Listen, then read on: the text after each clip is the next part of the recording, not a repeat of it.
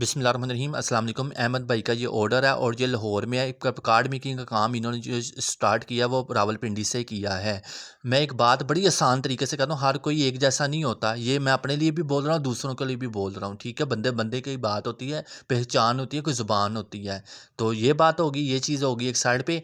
मैं कहता हूँ आप जाओ किसी प्रिंट वाले के पास जाओ कि भाई ये हमने प्रिंट करवाना है, तो ये कहाँ से होगा। उसी एरिया में खड़े होकर जहाँ पे प्रिंट की दुकानें होती हैं, मार्केटें होती हैं, वहाँ पे जाके कहीं भाई ये हमने प्रिंट करवाना है तो कहाँ से होगा।